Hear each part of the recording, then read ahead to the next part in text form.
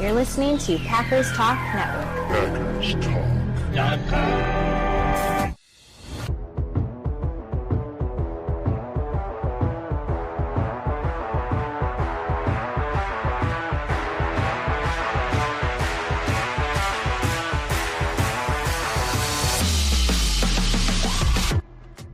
Welcome to the Packers Weekly Podcast, part of PackersTalk.com network.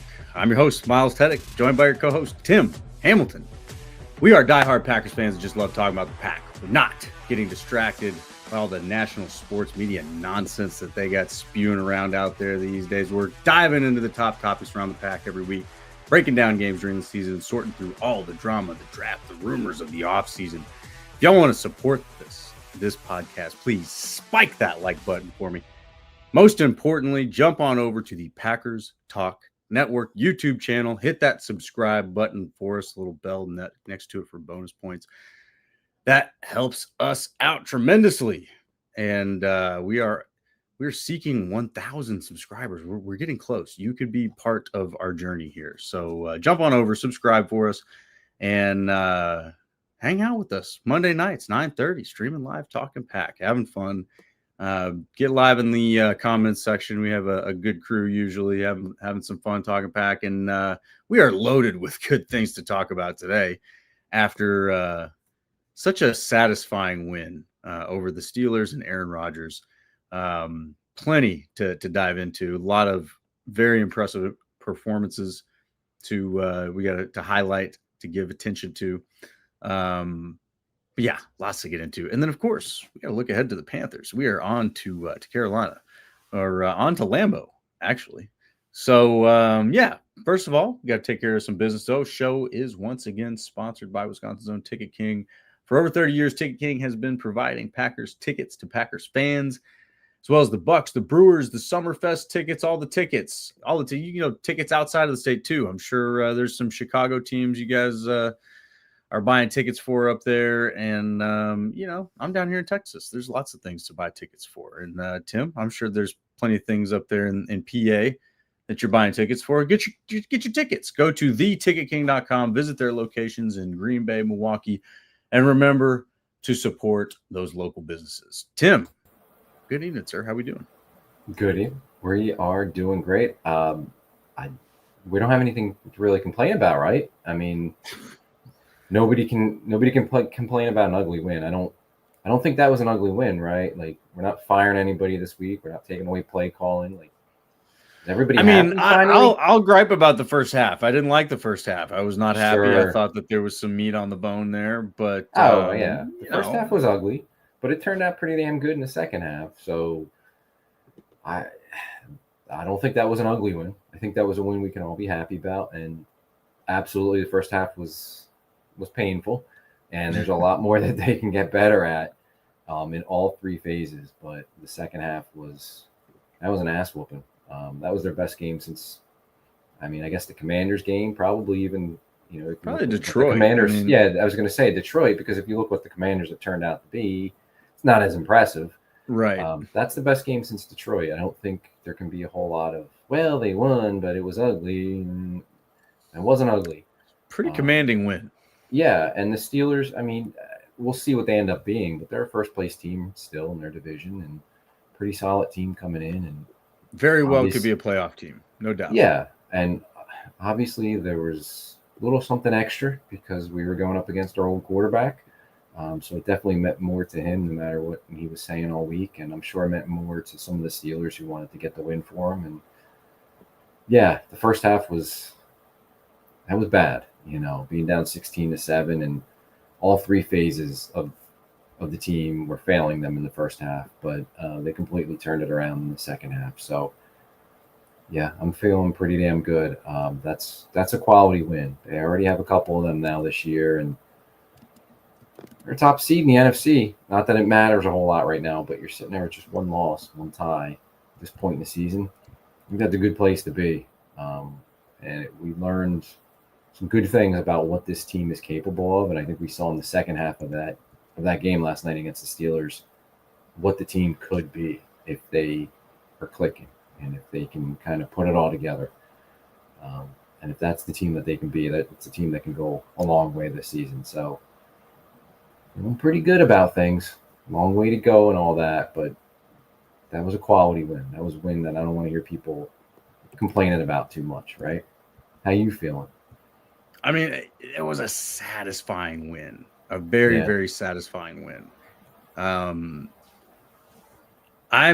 very, listen, I like to tap into the vibes a little bit, and I've certainly been following along with the parallels of the handoff of the QBs, and this lines right on up in the stars with when Rodgers beat Favre at Lambeau, when Favre had, Moss and the Vikings, and I was at that game. I've talked about it on the pod before, and it just felt like, all right, this is now the handoff is complete. And then obviously the rest is history. Rodgers went on to win a Super Bowl that year.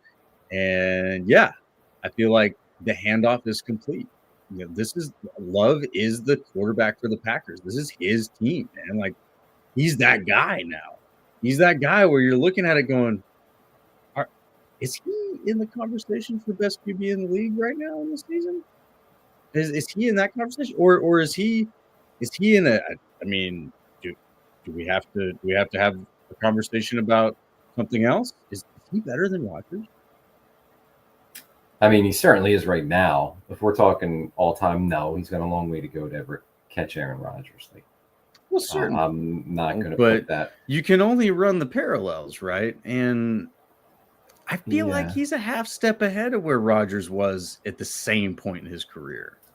The stats and how it's all played out is just eerily similar, and it's been shown throughout the 3 years that Jordan's been the starters. It's really similar to how Rodgers started off as the starter, just crazy.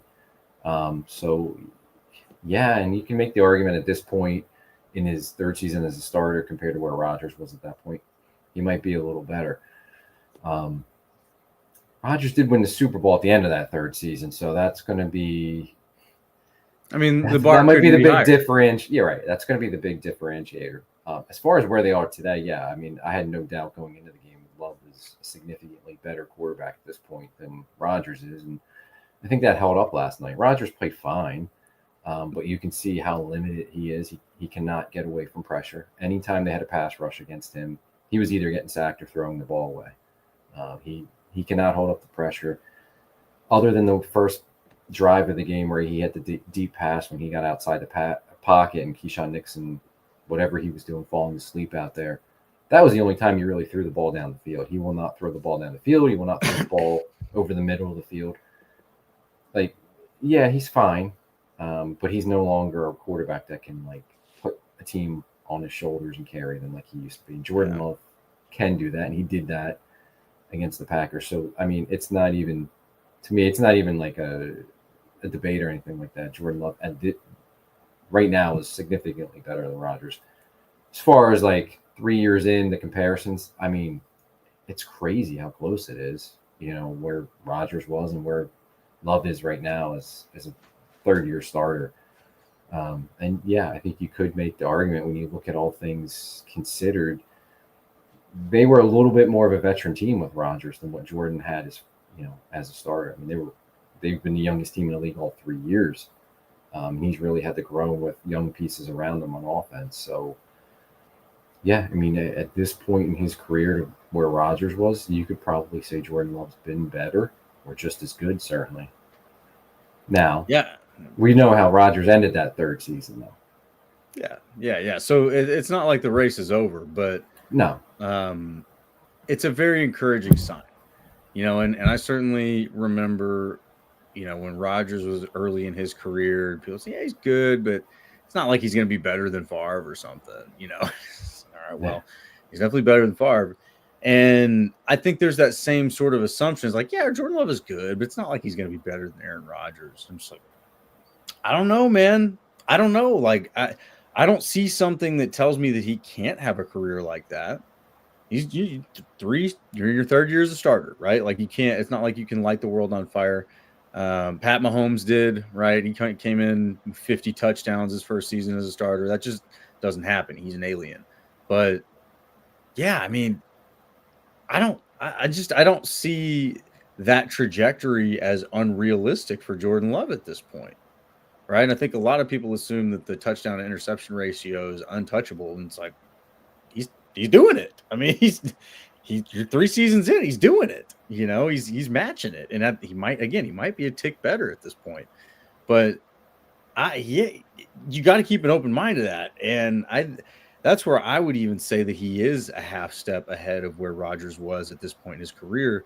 So I remember that, that season's a lot of fun to think about, when they won the Super Bowl, but I remember going into those playoffs, they were the wild card. They were the sixth seed, right? Like it's not like they were roaming into the playoffs and, as a 1 seed and the most feared team in the NFC. Like, I remember being skeptical, like, all right, yeah, I'm sure they'll get past Mike Vick. Yeah, right. Like, I was skeptical.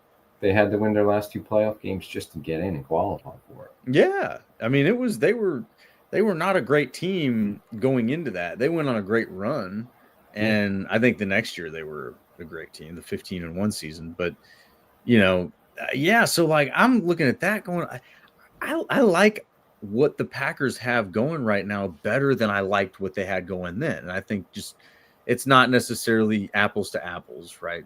Charles Woodson is an X factor, Michael Parsons is an X factor. There's just a whole lot of different things that go into it. But as far as like the opportunity for Jordan Love to have a stretch of greatness, it's there. They've got a great core around him. You can't keep the whole team intact for years and years and years, but you can keep a core intact for a while, and so I see that as a possibility. You got to stay healthy and you got to keep consistently playing the way he is playing or better. But I see it. If there's anybody who's been consistent over these last few years on this roster, it's actually been Jordan Love. Yeah, last season I think he was a little up and down because of the injuries. But you see him how he's been this year. I think that was even kind of distorted by the drops. The drops too, yeah, played a big factor in it. The drops and the injuries, and now this year they're not dropping as many passes. Dropped a couple against the Steelers, but yeah, he's been really good. And it wasn't just last night. Like he's been pretty damn good this year. I know, the terrible interception against the Browns. Yeah, that was a glaring mistake, but he's been pretty good. And there's been a lot of injuries around him that are kind of like not getting enough attention, especially along the offensive line, right? Like they were playing without Zach Tom, they were playing without Banks. They were rotating guys in different spots. It was kind of, Jaden Reed went down too, and obviously Watson just came back. So like he was playing with a lot around him that really was in flux, and he still played really well. And now you're starting to see, especially last night when they're still not 100% back, having everybody there. Jacobs is still limited, 2 games in a row where he's been kind of limited snaps. Jaden Reed's not coming back for a while, but they're getting healthier along the offensive line. Watson's back his first game. Like you're seeing what this offense is capable of, and you're seeing what the quarterback's capable of when he has everyone around him. And second half of the game, they put a lot more on his shoulders, which I thought they should have done the whole, coming into the game. But they really went to the passing game and really quick passing game in the second half. And you saw how good Jordan was. And yeah, he's been really good this year. And it's there for him. Like right now he should be in the MVP conversation for sure. And if he can keep playing like this throughout the course of the season, he definitely will be among those MVP candidates at the end of the year. Absolutely. I mean, when you're throwing for 350 plus and 3 touchdowns, no interceptions, yeah, welcome to the conversation, man. You do that a few more times, yeah. So, and then the floor, though, when you look at his floor, it's pretty high. When you look at a bad Jordan Love game, not that bad. You're not looking at a lot of games where you're just like, oh man, Jordan Love was terrible. It's happened, but there's just not a lot of them, right. Especially even fewer lately. But so I'm very, very high on Love at this point, man. Like I think his trajectory could end up going higher than Rodgers. And it's just it's based on a lot of things. I'm not here to just stand up and go, "Oh, Rodgers is garbage, loves the man," but there's a lot of factors that lead me to believe that Love could have a better career than Rodgers had, and I don't think that's even outlandish to say at this point. It's just more of the longevity thing. Rodgers made a point to try to have a long career.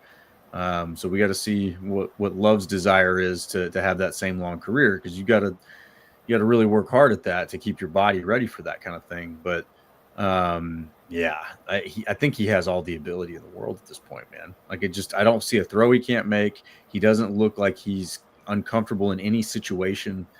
If he can just keep playing like that for 10 years, you're gonna be talking about it.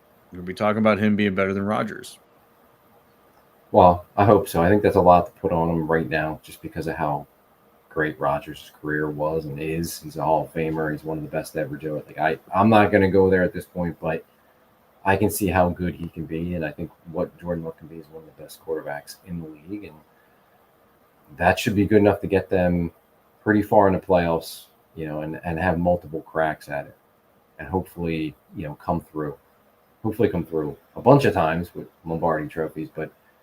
Yeah, you see what he's capable of and what the offense is capable of when they're clicking like they were in the second half against the Steelers. You wish you could see it for 4 quarters. Maybe they'll get there. I'm not. I think they'll get there.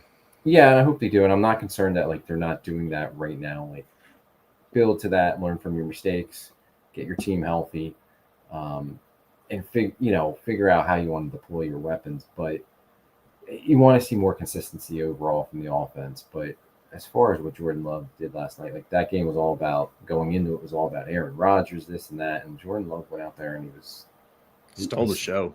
Yeah, he absolutely did. And Tucker Kraft was awesome. Like, not to take anything away, he was a beast, and he's a star in that game with Jordan Love.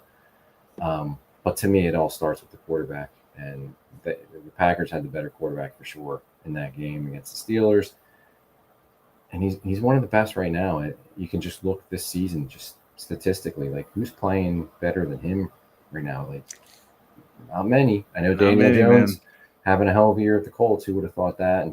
And Baker, and there's a lot of good quarterbacks. Even though Josh Allen and Patrick Mahomes are maybe not playing statistically as great as we've seen in the past, they're still the standard. They're still the best.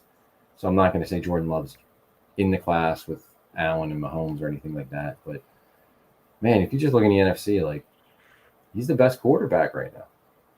You can make an argument Baker, sure, but I don't know. I don't see anybody else that is definitely playing better than Jordan Love, right, in the NFC. So that's what I mean. It feels early to be talking about Love that way, but that's what he is becoming, man. Like, he's becoming the guy that is in the conversation for top 5, top QB in the league, MVP, and you need the right unit around you, and I think they have it, right? What we've been watching is some of the growing pains and the gelling together and figuring it out, and I think one of the things we're witnessing this season is, and we've talked about this a few times, is LaFleur having to give up the reins a little bit and turn Love loose. You got to give him some leash to make mistakes, to turn the ball loose, to get that thing downfield, and to make plays. And I think they're starting to do that. And especially in the second half there, that's what it felt like, is, all right, let's turn it loose. We're behind. We can't lose to these guys. Like, let's go. And I just hope they continue with that. Hopefully the success from that goes, all right, we got to do this. We can't not do this, right? Yeah. So, go ahead. I was going to say, it was just really cool to see them open it up offensively in the passing game and put more on Jordan's shoulders in the second half. Like, I felt like they needed to do that coming into the game just because of how the Steelers defense has performed, especially the week before against the Bengals when Joe Flacco and Jamar Chase were slicing and dicing them. It was like, I think this is the game where you go out there and you just throw the ball all over the yard. And yeah, you hope that Jacobs can get the running game going. That'd be great. But I think they should have went into it with that game plan of, like, let's give it all to Jordan. Like, go ahead and you're going to run the offense and we're going to throw the ball a lot. And they didn't really do that in the first half, but then they did in the second half. We saw how successful it was. And yeah, the way he's playing so confidently at quarterback, and he's just calm back there, and he's really got a handle on the offense. You can see it pre-snap. As the season's going on, he's doing more pre-snap as far as changing plays or identifying what the defense is doing. You're just really seeing the growth of the quarterback. And yeah, I think it's time to put more on his shoulders, to give him more. And maybe that's, the second half is the indicator for Matt LaFleur. Like, okay, we're going to be more of a passing team. Like, yeah, we want to get the running game going. We want to get Jacobs going consistently. They haven't had that this year, but we're going to do that because after we're throwing the ball, we're going to throw the ball to loosen them up, and then we're going to start pounding Jacobs on them. Maybe that's the change that LaFleur makes going forward, because the way he played last night against the Steelers, I think you can just run the offense through Jordan Love and let him cook, Yeah, I mean, let the man cook, and I think it's clear. Like, there's just I don't think there's any argument against it at this point. I'm sure LaFleur would have a very diplomatic response. Well, we game plan week to week, whatever. But yeah, you got to turn him loose. And I think I brought this up earlier in the season, and it kind of, I feel like this is coming to fruition. But Ray Lewis was on a podcast earlier. I think it was in September, maybe it was late August, and he talked about sort of the rise of that Ravens defense that was so legendary. And one of the things that led to that, he says, at least from his perspective, is he went to Marvin Lewis, defensive coordinator at the time, and said, "You got to turn us loose, quit coaching us, and just turn us loose." And I think that that's where this offense is. It's like, look, you've had this system in for years, man. You've had the same guys here for years now. They're young, but they've been here for years. There needs to be less there should be less coaching, right? Like, you certainly have, younger guys, developmental guys. Like, I'm not saying don't coach those guys, but on game day, turn your guys loose. Like, they're football players. They're men now, right? Like, they're not rookies. You don't have a whole lot of rookies out there getting playing time, especially on offense. But you got Matthew Golden and Savion Williams, and they're doing well. But you don't have to rely on rookies, right? You've got plenty of veterans around them, plenty of guys who know what they're doing. Turn them loose.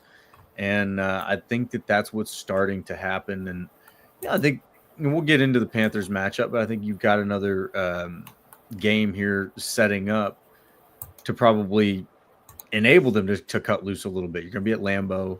The Panthers are not a super intimidating opponent. So, not to get ahead of ourselves, but yeah, I think that's what's happening. And it is a process. We've talked about that being a process. You got to go through these experiences where Jordan Love kind of takes over the play and says, "I'm going to call this one, coach, just trust me." And it works. And next time, coach is like, "All right, well, it worked. Let's do this again." So I love it. I love the way it's all coming together. I'm even seeing some comments in the chat now that, like, I want to get to. We'll get to, but the entire offense, it feels like, really is starting to come into its own. And then I see Malik Heath comments down there. He's one that's a huge role guy, but man, is he important. He's a great blocker. When you need to get a big dude running with the ball, he's a big dude. It's going to be punishment to tackle him, especially the way he plays.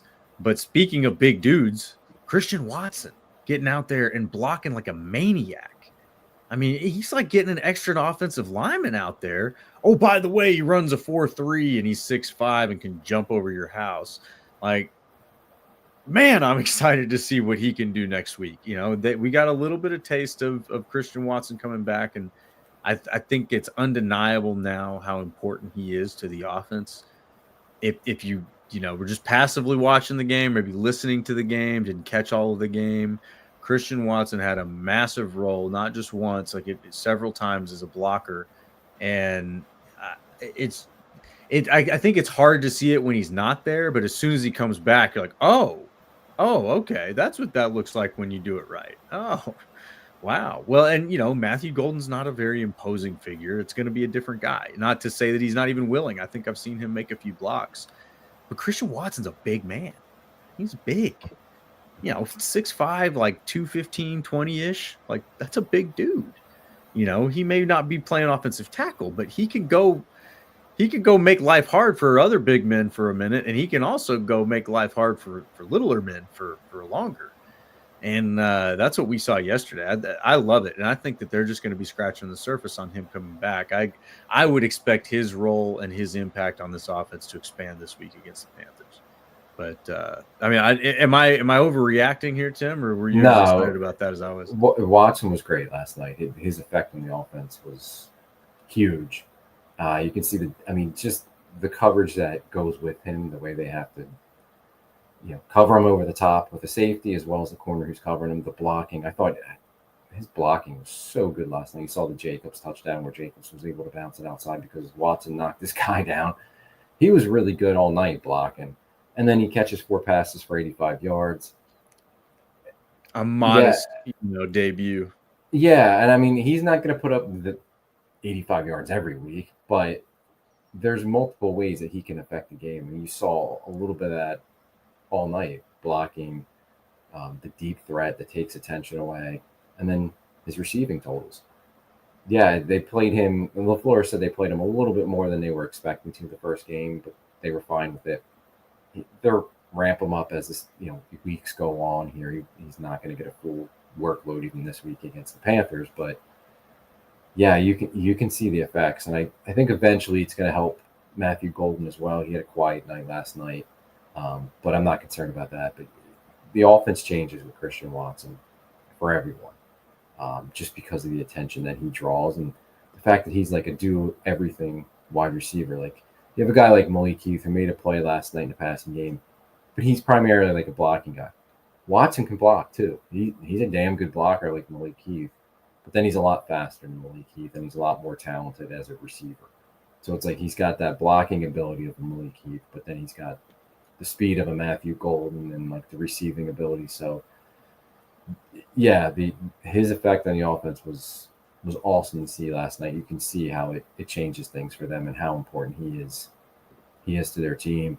And it should help them get things rolling. Certainly helped them last night get things rolling, and it should in the future as they continue to get him more involved in the offense as he gets, more games under his belt, more snaps. Yeah, and the only way to get into football shape is to play football. So even if he's 110% healthy from the ACL injury, he's still got to play a game or two to get that football conditioning in.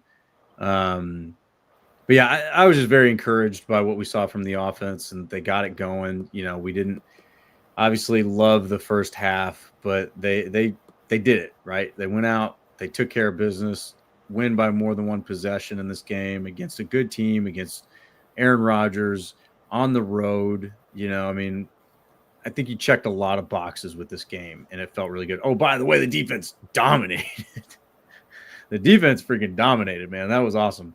I do want to get to some of these comments because I think that they're definitely relevant. But we got our guy R. Shower says, live from Virginia tonight. Talked to 4 different people at the airport on Sunday before the game, all in Packers gear, and I wasn't the only one hedging. And you weren't. We even hedged on this podcast last week. We both didn't feel great about it. But I did talk about hedging. I did go and hedge the other way and say, look, since we don't feel great about it, this is probably when they'll go off and win by, multiple scores or whatever. But I didn't predict those scores. But that just seems to be how it goes, right? When we walk in, we're super confident. Oh, they'll crush them, whatever. And then something's going to happen where that doesn't go. That's not how it goes.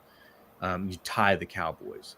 But in this one, I didn't feel like there were a lot of Packer fans that were overly confident in this game. I did feel like the Packers should win the game and could win the game. But I didn't think they necessarily would dominate the game. And I feel like they didn't dominate the whole game, but they dominated the second half. They dominated the second half. And the way that they were dominant was at the right moments, in the right ways.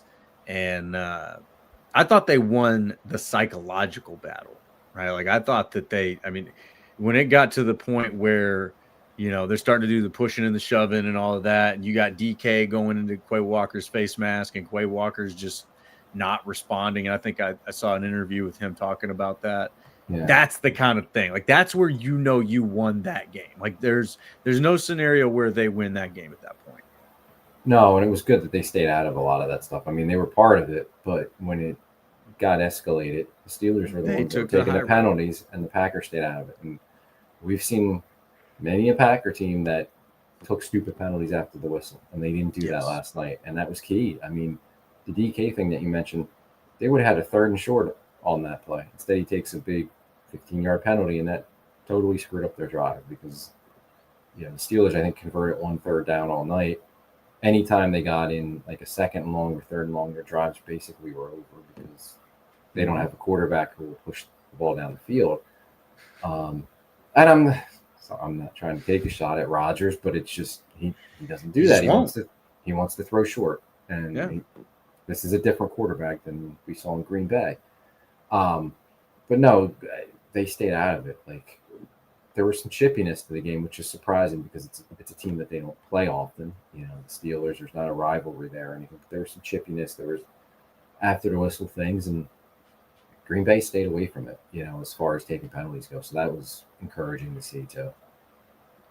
Absolutely. And I want to give other credit where credit is due because, like I said, some of us were a little bit skeptical, but our friend John Parker, man, he had it. He did. He said, "I told you the Packers would win. We got to listen." So thanks for jumping in with us again, John. But then, I think Matthew Tan, he's also on the right track. Is this the start of something incredible for the Pack? Tim, is it, or has it already started? Are we headed in an incredible direction? I sure hope so. Or is this just overreaction Monday? No, I mean, it's Victory Monday is what it is, number one. Victory Monday, yes. So you take it however you want. It's Victory Monday. Victory. Is it the start of something? Yeah, it could be. We'll see. There's a long way to go, but the win over the Lions, this win over the Steelers, considering the circumstances, like, if you look at the team last year, do they have a better win than either one of those 2 wins all year? Right? Like, did they beat? They lost to the Vikings and the Lions twice. They lost to the Eagles twice. Who did they beat that was better than? They certainly didn't beat a team that was better than the Lions last year. Did they beat a team better than this Steelers team last year? Probably not. We'll see what the Steelers end up being, but so they got 2 quality wins, which is more than they had last year. So that's different. And they still haven't played a complete game, but they're 5-1-1. So that shows you what they could be. And I think, again, the second half, we saw the potential for what the football team could be, particularly on offense. And that's pretty damn good. And if you have an offense and a quarterback playing like that, you can go a long way. And we know the defense is capable of playing really good football as well. So you partner that with an offense that looked the way they did against the Steelers in the second half. Yeah, it could be the start of something special. But again, it's still October. There's still a long way to go. They got a big game coming up in a couple of weeks. I don't want to overlook the Panthers, but they got the Eagles coming up in a couple of weeks. That's going to be another kind of measuring stick game to see what they really are. Yeah, absolutely. And our Showers points that out. Can we go 1-1 versus Lions and Philly and 2-0 versus Bears and Vikings? That will tell the tale. Well, I mean, the hardest one on that list is the Vikings, and you already did that. You already won, against the Lions. I don't look at the Eagles and see a team that's very intimidating. They're talented, right? I mean, they did win a Super Bowl for a reason, but they've got their own obvious issues going on. They can certainly win games, but I don't know. Like, I don't see an opponent that just outmatches the Packers in any way, right? I see an opponent that would be a tough game, but a game the Packers could win. And the Bears, I mean, my goodness, the Bears, the good old Bears, they just still suck. So we'll just let that be what it is. And the Vikings don't know who or what they are. Some weeks they're going to be good, some weeks they're not going to be good, and just you might go 1-1 against the Vikings just because they're the Vikings, and but I think I think you win the North, and I think you're probably a pretty high seed in the playoffs if you can keep up this play for sure. But yeah, what happens in the clutch? I mean, we've seen plenty of times where a great Packers team goes into the playoffs and loses in the first round, loses in the second round. You know, we obviously had the heartbreakers and, you know, the 2014 NFC Championship game. You know, like there's stuff like that. So at the end of the day, what makes that tiny bit of difference where you're not losing in the NFC Championship game in 2014 and you are winning the Super Bowl? Like it's a very small difference in my opinion. And I feel like the Packers are there just as much as anybody else is at this point. But yeah, so you know the defense was dominant, and you know you talked about the quality wins compared to last season. The other way, and I brought this up last week, it's how they're winning. They're stopping the run. Like they're really stopping the run. This isn't just like a nice little stretch. We've done that before. It's like, oh, you start the season, you know, oh, Packers might have a defense, right? And we did that, and then, well, maybe not really.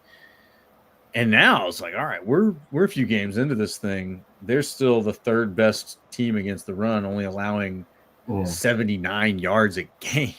And it's impressive. I thought the Steelers had at least in the first half, were running the ball pretty well on them, but they were getting a lot of that out of a jumbo package, putting 6 offensive linemen in or multiple tight ends. They're an offense you're not going to see a whole lot of teams be able to do the same things. Like they're really big because they basically one receiver, just Metcalf, until they, you know, I actually saw they signed Valdez Scantling today. So yeah, they did. Rodgers gets I wonder when they get Alan Lazard next, but they have one receiver. They're working on the trade right now. Probably. Randall Cobb's coming out of retirement too. They have one receiver, so and they have good tight ends. So they use Freiermuth, Jonnu Smith, Washington. So like they use their tight ends a lot. They're using a 6th offensive lineman. Like not a whole lot of teams you're going to see use 6 offensive linemen or 3 tight ends. So it's a little bit of a unique scheme that the Packers probably won't face a whole lot of this year. But they did get the Packers on some runs in the first half. And then the Packers run defense got a little better.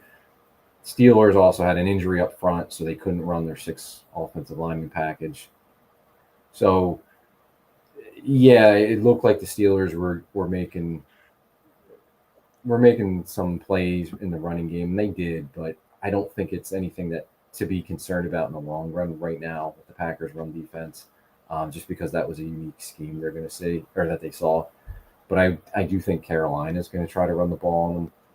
And certainly Philadelphia will try to run the ball on them. So the next couple of weeks will be a good test for the run defense. But up to this point, I mean, despite trading for Micah Parsons, who Jerry Jones told us wasn't good against the run, right, and getting Kenny Clark, who was the key to that whole trade because he was so good against the run, he was going to transform the Dallas defense. They've been pretty damn good against the run. So, yeah, that's impressive. And you also factor in Devontae Wyatt was out for 2.5 games too. Yeah, him coming back. That was a very important thing.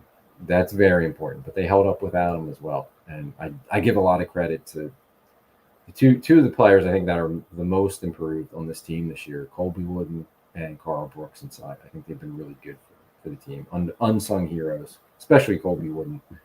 I don't know how good he played last night in the first, because they were running on him, but I think this year he's been pretty damn consistent and unsung heroes. And to your point, yeah, the run defense has looked good this year.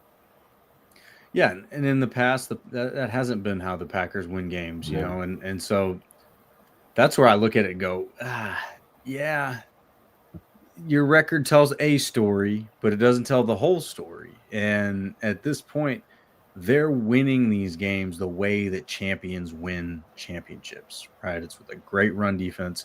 It's with a persistent run game, but an effective run game. And it may not be the best run game, but it is effective. A great quarterback and a great pass rush, right? You're doing all those things. You know, you're not winning the well, I don't know if they're winning. They might be winning the turnover battle, but, you're not getting a ton of turnovers. You're also not turning the ball over. It's very boring in terms of turnovers, which is a good thing. But the way that they're winning these games, I think, really does matter because it is different than the way that they've won games in the last several years. And the thing that's consistent, and this is why I've said you don't want to fire LaFleur. You want to fire some people around him, and you want him to fill them with copy and paste Halfley at that position. But this team doesn't quit on Matt LaFleur. They have zero quit, zero. And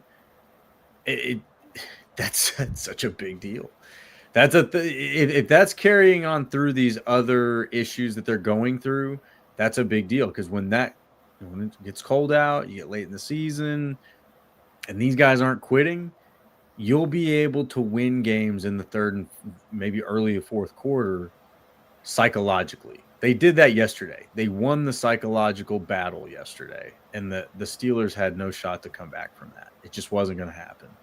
You can do that again and again and again. And that is a competitive advantage that, like, good luck figuring out what that is. You can't just go pick that up off the shelf at the store like that. So I my eyes are still like, I detect something here. I detect something special here. But nothing's perfect and nothing's linear either. Like, they're going to have steps backwards. They're going to have games where you're just like, what the heck is this? What do we do? We're going to have to fire LaFleur again, probably in a few weeks, and then rehire him back because that's not the right move. But the reasons that you win championships, they have those things going for them right now. And that is a big deal that shouldn't be overlooked. Doesn't lead to perfection. Doesn't mean they're perfect. Just means that, like, they've got the right ingredients here. And if those ingredients stay, this is going to be good for the foreseeable future too. I'm not even talking about just this season, man. Like, you start building, then you start talking about dynasties. Now I'm getting ahead of myself a little bit, but those are the things that lead to dynasties is, leadership. That was, if you listen to Belichick and some of these other guys that were great coaches, it wasn't because they were the best knowers of ball, although they are pretty good knowers of ball. They're leaders of men, right? They get guys to do their job the best they can over and over and over again. And that's really hard to do. Anybody who's got people who report to them, anybody managing people, try to get people to do their job perfect over and over and over and over again without them complaining. It's tough to do. It's a tough thing to do. Helps when you're paying them millions of dollars to play a game, but still tough to do. So yeah, I'm very excited. I'm getting my optimism back. I'm still frustrated by certain things I see, but I think it's not because I believe that those are bad things. It's because I see how much better they could be, and I think that's where that comes from and why I say, don't fire LaFleur. We can't fire him. We got to fire some other people. No, I don't think we got to fire anybody right now. Like, not right now. They're 5-1-1. But later, there's frustrations for sure, and they have a lot. Yeah, there's a lot more that they can improve on and get better at, for sure. And the first half of that game is the example. Like, all three phases played poorly in the first half. Yep. But the way they were able to turn it around in the second half and get contributions from all three phases and dominate and run away with the game. I mean, it ended up being a 10-point game because of a late garbage time touchdown, but they won that game going away after scoring 7 points in the first half and doing everything they can to just stomp on their foot and, beat themselves. It shows, like, when they get it together, what they're capable of. And they're capable of being one of the best teams in the league, for sure. And that's encouraging. Are there things to improve on? Yeah, 100%. And we're going to be saying that throughout the season because, like, you want to build to that and get to that point going into the playoffs where you're playing your best football. And hopefully there's not a whole lot to improve on and you're just rolling.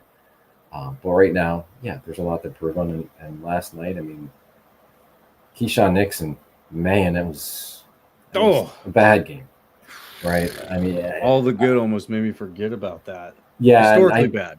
I don't want to, I'm hoping it's one game and he'll bounce back against the Panthers and be improved, but it's not good, especially when the other former starting cornerback was benched. Because of how poorly Nate Hobbs was playing. They benched him, which was the right move to do. I'm surprised they did it because that's kind of like not a Packers thing. Like, we paid this free agent a lot of money. We're going to give him time to develop. He missed most of training camp with the knee injury. Like, he's not himself. Like, first of all, it starts with, like, you paid him a lot of money. You don't want to, like, bench a guy this early in the season. So I was definitely not expecting that, but it was encouraging to see. And it's like, okay, like, they're not messing around. They're not messing around this year. Like, and hopefully we'll see. Maybe to Carolina, they go back to Hobbs and you just say, what the hell was that? But it was encouraging to see them make that move because I wasn't expecting them to. I was hoping they would, but I wasn't expecting it, and they did. And Carrington Valentine played a real nice game for them. Now you got to figure out the other cornerback spot and just hope that Keyshawn had a bad game and can bounce back. But the cornerback position is definitely that's a concern. I don't know if they can do anything to go out and get a cornerback. That's going to be tough to do before the trade deadline or magically find a Rasul Douglas in somebody's practice squad. I don't know. It's going to be a concern. They have to play better. They have to stay healthy because there's no depth at corner.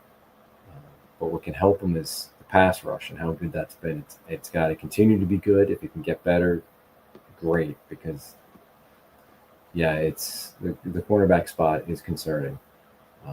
But at least a positive was to play at Carrington Valentine. I thought he had a really solid game for him last night. Yeah, and I still think that they're equipped to do kind of a cornerback by committee situation. Bullard's not playing bad ball. You can still get him in there and get good reps out of him. I don't think Nate Hobbs is just a total failure of a player. I think he's probably trying to play hurt. And, there's a whole host of problems that comes with that. Hesitation, second guessing, all that. So, give him a minute. Hey, you got benched. So what? Clear your head. We're 5-1-1. We're paying you a lot of money. So get to it, dude. Play good football. But I also think that that'll come with an effort to figure out, all right, how do we get the best football out of this guy? Maybe you put him back in the slot and see what you can get out of him there. Leave CV outside because he's doing fine. He can hold his own out there. And then Nixon, I guess you hope for the best with that guy, but good Lord.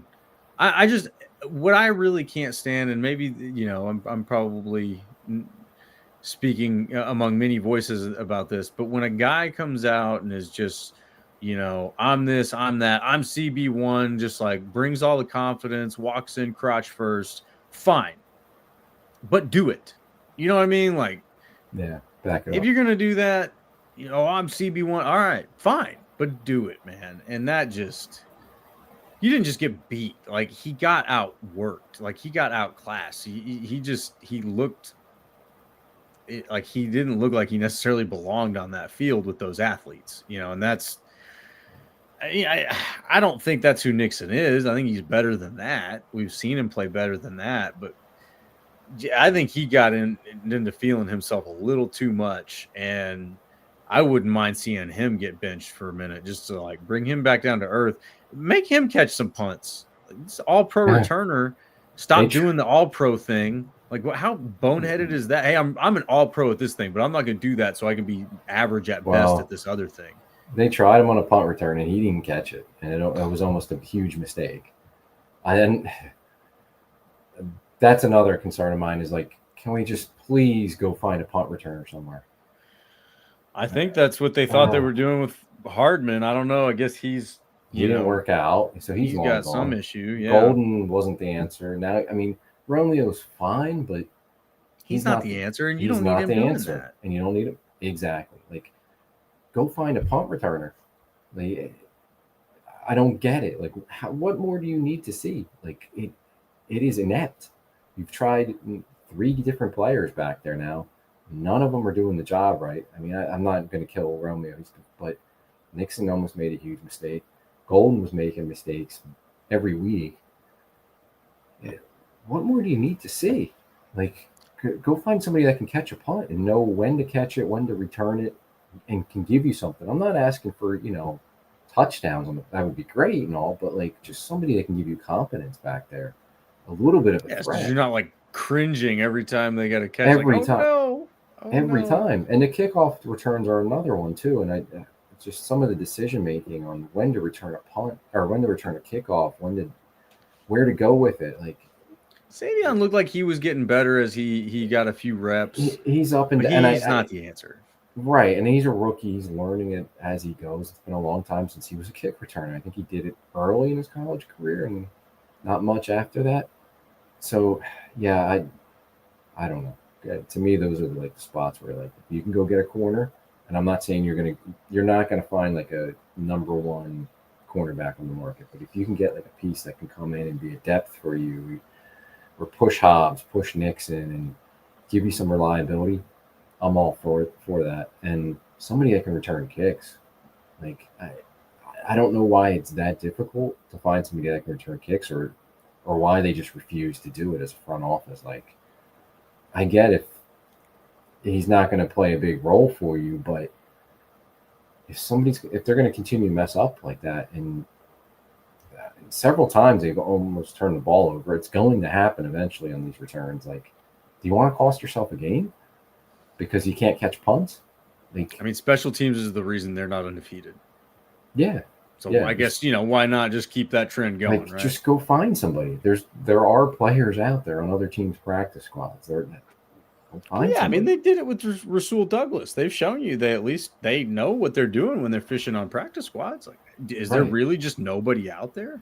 You need reliability back there, and they don't have that. So, yeah, that's one. And yeah, and to bring it back to Nixon, he's got to be a lot better. And you want to talk like you're a cornerback one. You got to back it up with your play.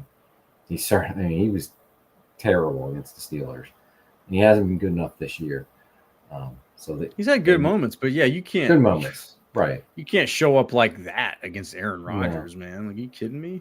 No, but it's great to see that Valentine played a really nice game, especially when he was matched up with DK Metcalf. Did a great job against Metcalf. So yeah, he's the example of a guy who comes out swinging and he's got loads of confidence and he backs it up. And I'm not gonna not. And he gave up the touchdown that was late. It was garbage time, kind of a broken whatever. Yeah. I'm not concerned. He's not perfect. No, and he's not the best tackler. He's got to get better there, but sure, he's competitive. He's on the ball. He's testing the catches, and he can cover. Right, like he's good enough to be a starting corner. You just need the other side. You need one more. Because I think they have enough guys that can play the slot with Bullard or with Hobbs, who's primarily a slot guy, and that's probably what he is. But you need one more guy. And I don't know. Right now, that nobody's rising to the occasion to show that consistency, that they can be that guy. Yeah, and I guess I'm a little disappointed also in the guys that they have down on their practice squad. I know that there's some guys that we were hoping would start to take off a little bit and look good, but I guess they're not. Otherwise they would probably be finding their way on the field. So yeah, we're looking for that Rasul Douglas type of move. Go find yourself a guy on another practice squad or somewhere out there that you haven't really heard about. That he doesn't have to be CB1. You just get him in there. He can be a quality, individual in the group. And not be a total liability, for crying out loud. Nixon was a liability. Like, that was just so frustrating to watch.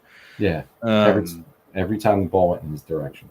And even when it wasn't, he took a penalty away from the ball on a holding call or illegal contact or something like that. It was bad. It was bad. But we won the game, man. So we're not here to get drowned and caught up in the bad. No. Micah Parsons is a freak. Rashawn Gary owes him a lot of money. Tucker Kraft, freak. Christian Watson, freak. Jordan Love, freak. TJ Watt, non-factor. So that was cool. Zach Tom appears to be coming around and feeling good again. And we should touch on that real quick. TJ Watt was completely shut down. If you didn't know to look for him, or they didn't, highlight him sometimes on the broadcast, you wouldn't know he even played in the game. So the fact that Zach Tom looks like he's rounding into form, coming off his injuries, hopefully feeling better, that is huge, because he can take away an elite pass rusher like a TJ Watt, and it's incredibly valuable. And I think the rest of the offensive line did their job too, holding up. The pass protection was really good last night, and certainly that makes a big difference in showing how good the passing game was overall. It was just the play of the offensive line. Interesting that they went back to a rotation at right guard after Morgan had a down game against Cardinals. It seemed like he was going to be their guy going forward. Instead, they rotate, and as the rotation played out, how the drives played out, Sean Ryan actually got more snaps. I would think, and Sean Ryan looked like he did a solid job. I would think going forward, they're probably going to stay with the rotation until one of those guys can just clearly win the job outright. Yeah, but at least they're not having to, replace multiple guys because of injuries. So like they made it through. There was a scare with Tom, but he came right back in, and I think Rasheed Walker dropped out, but he came back too. So yeah, it looks like they're, knock on wood, they're getting healthier up front, and the run blocking can improve, and it can go along with how good the pass protection was last night. Then your offense is going to really start clicking. Yeah, and I think that they still have room to improve on those things. So yeah, hopefully this matchup against the Panthers here is a good opportunity to take maybe a few more steps forward with the offense. What's our recipe here, man? I mean, I think Andy Dalton is going to be the starting quarterback. Is that still true? Or Well, potentially, it seems like Bryce Young may start now because they said he might practice Wednesday. Okay. So, yeah, I mean, we don't know for sure. Andy Dalton played against Buffalo on Sunday. It didn't go very well. They got blown off the field 40-9. I would think Bryce Young, if he can practice this week, they're going to let him play. Not one of those like Lamar Jackson where he practiced, but then he was actually not really practicing with the starters, and he ended up not playing against the Bears. But they beat the Bears anyway with their third-string quarterback. I would think it's going to be Bryce Young, but maybe it's Andy Dalton. Bryce Young's certainly a better quarterback at this point. I was surprised. The Panthers, I know they've been better this year, more competitive for sure. I didn't realize they were 4-4. So don't take them lightly. When they've lost, it hasn't been pretty for the most part. Jacksonville beat them pretty good. New England blew them out. Buffalo blew them out. But they've won some games. 4 wins. Yes, it's not against. They beat Atlanta 30-0, and I'm just looking at that like, what happened there? Yeah, we need to go back and study that because it seems like that was just a weird anomaly. Right. I know 2 of the wins are Miami and the Jets, and they're not that good, but right. It's the NFL, for them to be 4-4 at this point, for what that team's been for the last 3 or 4 years, it's a pretty damn good improvement for them. So don't take them lightly. Don't have a letdown this week. Hopefully it's not one of those ugly games where they win, but it's ugly and everybody's upset and complaining about it again. It might be, though. I think Carolina is going to try to run the ball no matter who's at quarterback to make it easier on them. Rico Dowdell has had a really nice year for them. For some reason, Dallas let him leave, but he's running the ball well for him. Had a good year. He's kind of, their main playmaker. They got the rookie first-round pick, Ted McMillan, at receiver. He's their number 1 receiver. For being a rookie, he's over 500 yards already at this point. That's good production. Not nothing. Yeah, it's good production. So those 2 are like your key, your focus. Don't think their offensive line is particularly that good. So if you can get them, contain the running game, get them in a lot of second and third and longs, they're going to get to the quarterback for sure. The Packers will get to the quarterback in those situations. But it's a matter of stopping them on the early downs with the running game, because I think they're going to come in and try to pound the Packers just because they don't have great personnel outside at receiver. And certainly if they're playing a backup quarterback or they're injured Bryce Young, they're going to want to make it easier. So expect the running game. The defense has improved this year from where it was last year, but still not a ton of playmakers. Derek Brown's really good up front, J.C. Horn at corner. But it's an offense or a defense that the Packers should be able to score on, as long as the Packers aren't kicking themselves in the shins the whole game and beating themselves. I think they absolutely should be able to move the ball and put up points against this defense. Yeah, I honestly think the plan should be similar to what you did with the Steelers. You got to pick on those linebackers. They're not very good. And, they've got a fair defensive line that, like you said, Derek Brown, he's really good. Yeah, they're going to make you work for it. You're not going to have an easy day of it. But I think you could pick on those linebackers a lot and feast in the middle of that field. And I think probably the same thing about the safeties. You could probably go after those safeties a little bit and challenge them on the hashes. I don't know how much I would be looking to challenge those corners one-on-one. They're pretty good, not that you can't. I just don't think you need to. The way Tucker Kraft is playing, the way you got Christian Watson really coming in and feeling good. Between Christian Watson and Matthew Golden and Tucker Kraft, you should have those safeties in hell. Like that should be just their absolute nightmare. Is that those three dudes come bearing down on the hashes and then go in all different directions, and you just don't know what the hell to do. That's what I'm looking for at this point, is just picking on those players relentlessly, and then once you have it, you control the game with your run game, with Josh Jacobs and Wilson, the way he's running. I think that it's very doable, but I think it should look very similar to what they did against the Steelers. And then, the Panthers offense, their line it's kind of impressive. They're not bad. They're all fairly highly ranked on, as far as their PFF grade goes. And there has been some games where, I think Dowdle had almost 400 all-purpose yards or something against the Cowboys. Yeah, he killed them. He's had a nice year, Cowboys. Yeah, he has. And I'm trying to find out what their just kind of where their offense stands as far as rushing yards per game. Oh, yeah. So rushing yards per game, they're at fifth in the league, 137 yards a game. So their run game is formidable. So you talk about the Packers getting a test as far as their run defense goes. This is definitely one of them. I think it's probably easy to sleep on them because you don't think of Hubbard and Dowdle as being just a nightmare combination to go against, but yeah, man, they've got one of the best running games in the league right now. So you got to take that seriously. Their passing game then is at the other end of that spectrum. So, they're further down on that. But so if you can stop the run here, you can really blow this game up, I think. And they've been very good at that. Is stopping the run, not allowing more than 60 yards. No, I think if you hold them under 110 with no touchdowns on the ground, you've stopped the run against a team that's running it for 136 average. And we saw, some pretty impressive performances sprinkled into that. You control that, it seems like their passing game isn't going to bail them out, and that's what you have to be able to do. If you can't run the ball, your passing game has to bail you out. I just don't see that, and Bryce Young has been getting better, but he's no Aaron Rodgers. He's no Pat Mahomes. He's not a guy that's going to bail the offense out with his arms and his playmaking ability.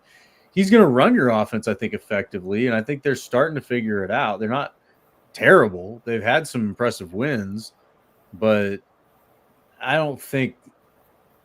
just don't think that they're a good match for this Packers defense. This Packers defense, or I should say, they are, I don't know. I think I said that wrong. But this Packers defense is an outmatch for them. Your linebackers, your D-line, your safeties, your corners aren't great, but it's, again, you're not worried about Bryce Young or Andy Dalton carving you up with one-on-one with Tet McMillan or Xavier Leggett or whatever. Those guys are all right. They're not winning that game. That's not how they're winning that game. So that's where I look at it and go, I think if you stop the run, you're going to feast. The defense is going to feast against the Panthers, and it could get ugly, similar to the way it did against Buffalo. But, and we'll see, right? Like I said last week, the times that you go into it thinking you should win big, you should win comfortably, that's when they find a way to screw around and either make it ugly or find a way to lose or tie. For God's sakes, please don't let that happen. I don't want another tie. No, it won't be. But yeah, so I mean, I think it's a very winnable game for the Packers. It's at Lambeau at that, they definitely seem to play better at Lambeau. So I would expect a pretty comfortable win with this one. But it looks like we got some score predictions already popping up in the chat. You guys get those in there the next minute or so, and we'll shout them out. But yeah, I mean, I want to see them continue to build on what they just did. I don't want to see a step back in this game. I think that's what I'm mostly hoping against instead of hoping for, right? Is I don't do the step back thing, right? You just did a lot of good things against the Steelers. Either do that again or build on it and do it better. That would be awesome. But please don't go backwards, for God's sakes. Like, don't start making all the mistakes with the penalties. Don't start getting conservative on offense when you should be aggressive. Don't start, getting conservative on defense when you should be aggressive. Like, just build on these things. That's Right. what I'm really, really hoping for. So, I don't know. Yeah. What do you expect, man? Yeah, I mean, I agree with you. Don't take the step backwards, and that's what I'm hoping for. Don't make it another one of those ugly wins where they win, but it's not real impressive, and there's issues all over, and they kind of just find a way to end up winning the game. And you sit there and you're like, man, did they get any better? Did they take a step back after the second half against the Steelers? We don't want that. Like, a win is great no matter what. Don't get me wrong, but you want to start seeing them play better in these games and not have to, deal with all the adversity that they put on themselves basically through some of the Bengals game, the Cardinals game. Just go out there and take care of business. I think they obviously can do that. It starts defensively, stopping the run. If they can stop the run, I think they're going to be pretty damn successful. I don't think Bryce Young or Andy Dalton is going to hurt them very much through the air. I think it comes down to stopping the run. Panthers defense is improved, but James Cook just ran for over 200 yards on him for Buffalo. So there's plays to be made there.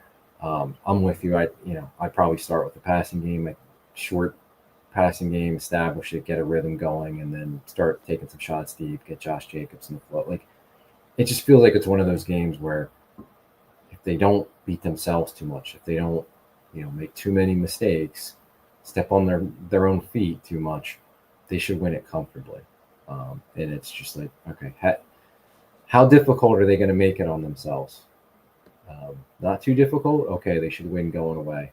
Very difficult, then it's going to be one of those close, ugly wins. But yeah, it's hard to see how Carolina wins this game if the Packers just don't hand it to them. So Right. I don't think they're going to do that. I just hope it's a much cleaner game than what we've seen from them, so far in most of these games this year. All right, man. What's your score prediction? I'm going to go 30-17 Packers. 30-17. Okay. Yeah, see, Matthew's in there. He's asking you, what's the new number for the wins? Yeah, because they won without scoring more than 27. So Yeah. 27. That's not the magic number. So our buddy Matthew Tan's got 32-24 as his prediction. And I see what you're doing there, Matthew. I see what you're doing. You're making sure that Halfley doesn't get promoted. I like that. Because if they give up 24 points in this game, he's not getting promoted. But he can be the defensive coordinator a little longer to think about what he's done. All right, so 32-24. I think the magic number, I don't think it's 32, but I think we're close. And then we got our buddy John Parker says 24-7. And I think I'm a little closer to that kind of range. I'm looking at that kind of a 2, maybe 3 score margin of victory. But I would say the magic number for me is not 32. It's not 27. I'm going to go with 34-10. I think it's a 34-10 victory here. It's probably closer than it should be in the first half, and then they pull away in the second half. But yeah, I think they win this one. I don't see a lot of ways for the Panthers to beat the Packers.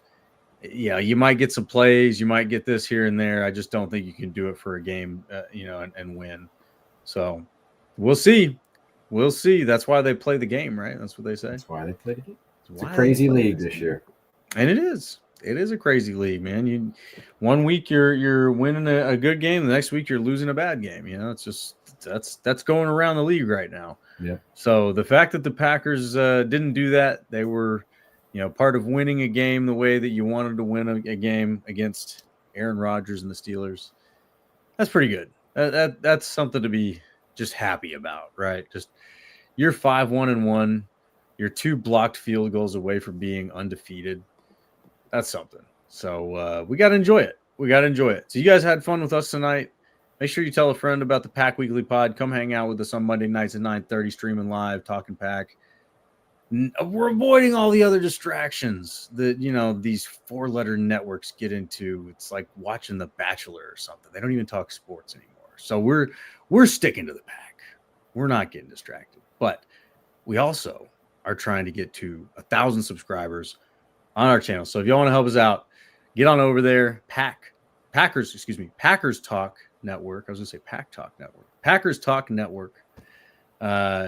Search that on YouTube. Hit that subscribe button. Hit the little bell next to it. It really does help us a lot. It sounds like maybe a canned thing to say, but it's true. It's very, very true.